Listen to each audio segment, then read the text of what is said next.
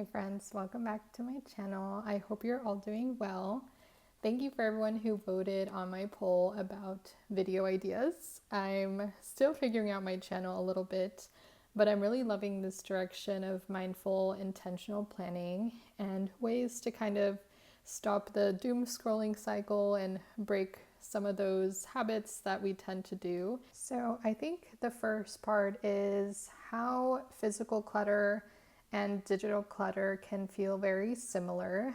And so I would typically show this on my phone, and I have my iPad here. And this is actually exactly how I've set it up on my phone as well. So yeah, right now I'm recording on my phone, so I can't show you, but these are the same things that I set up on my phone, on my iPad. And before I had this it was very cluttered. I did not want to show you guys what it looked like. It just felt like I had all these apps in my home screen and it just didn't feel as tidy as how it looks right now. And yeah, the way that I did this was using this app called, I think it's like the Smile Launcher right there. That's in the App Store and it's completely free, which was super nice. And basically, it's able to, instead of having apps on your home screen, you can have all of the essentials, basically. So this has really helped me a lot because I have this set up on my phone, and I also put a black and white filter on my phone as well. And also the new version of iOS has these like translucent looking icons, which I actually really like because, you know, you don't really see all the colors, and certain apps try to draw you in by Pinterest will have a very bright red color and stuff like that. So I really do appreciate how minimal this looks already. And so I ended up removing a lot of apps on my phone and my iPad. And I'm kind of trying to think about, do I really need this on my iPad or on my phone, basically? And so I went into my settings, iPad storage. And this kind of shows you all of the apps that you have. And also some will say like last used on this date. So if you go all the way to the bottom, these are like all the different apps that you have on your phone or iPad.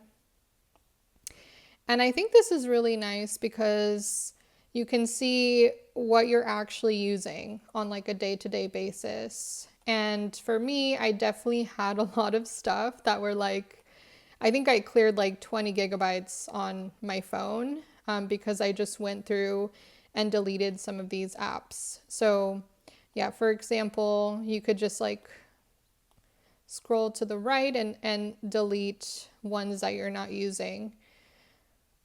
And there's a lot of offloaded apps, and that's where you can ask the question, do I need this app if it's completely offloaded? And you can always download it again later anyways.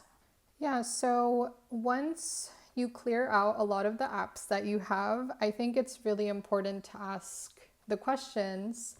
How do you want your digital space to feel? And for me, I just want to clear anything that I'm not using, really. And I feel that in that way, just deleting apps that you don't need or are not using, not only is it clearing your actual storage on your phone, but it's also something that when you look in your home screen and see all of the apps you have, it's very clear. I feel like this is more intentional of a way to see what you actually have and not feel overwhelmed about all these different apps that you have. And right now I know I want to use each of my devices very mindfully. And for example, my MacBook is mostly for work and my research notes. And honestly, whenever I'm doing work, I go to my MacBook. But My iPad, I kind of wanted to use it as like a creative outlet. I also, like when I'm traveling, I use a lot of the apps, like Netflix and stuff like that. And honestly, that's the only time I ever use like those kinds of apps.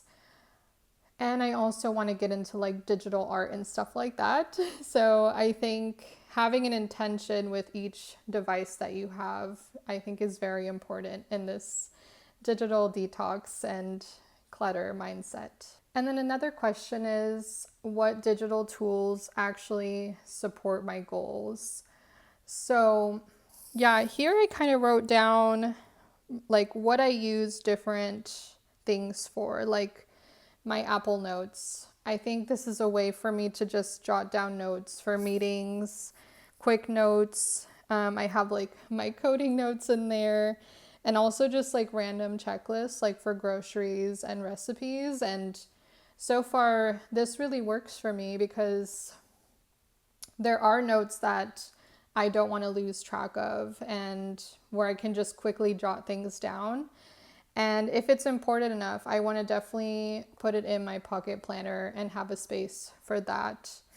And this is typically when I have like meetings and there's like a to-do or something in my Apple Notes that I want to transfer into my planner. Another thing is paper planner and understanding what I want to put in there too. So I put like life tracking, habit trackers, planning my goals, my monthly, my weeklies, and also time blocking. And yeah, trying to use each of my devices with intention. So yeah, I kind of wrote down here, like my MacBook is for, work and writing and stuff like that. Paper, I'm always thinking about what tools can I replace, like digital tools can I replace and put it in a planning system. And yeah, iPad I feel like drawing because I've been trying to use Procreate more often and use it more of like this creative outlet. And for my phone, I'm asking, what are things that I always check on my phone? And that has definitely been too many things that I don't need to be checking all the time. And that's been like emails and Slack messages, and also just random things that I'm like, why am I constantly checking things on my phone when it's not necessary? And that's where I deleted a lot of those apps basically. And I did a lot of, I deleted all the social media apps. I think I even deleted Pinterest and stuff. And yeah, I feel like if I want to go for inspiration, that's where I can get my iPad and scroll on Pinterest and find ideas on there. But I feel like the phone is different because it can be endlessly scrolling. It's so easy to endlessly scroll on the phone versus an iPad. So that's what I've noticed, and that's kind of what's worked for me. But yeah, another thing you can do for decluttering is, not only apps, but also photos. Also, I can also look at the MacBook and see, I just did that this morning, delete files and just stuff that I didn't need on my Mac, and because my storage is always running out. So this is, I think, a really good way to declutter and just remove all of the things that you don't need. And I think it's important to do this, at least every 2 weeks. I think I definitely include that in like my Sunday reset as well. Now let me show you that actually really quick. I have this checklist. So yeah, here I just have my checklist of, I have some like digital decluttering things like clearing my downloads,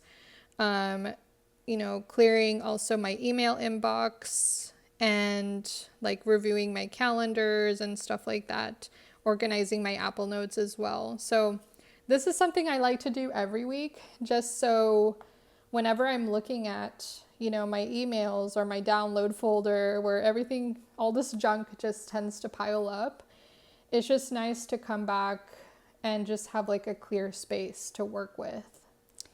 Another big thing I'm thinking about is notifications. So here I wrote like my phone declutter checklist, and yeah, making sure you do an app audit, minimal home screen. So I just showed you guys what that looks like on the iPad.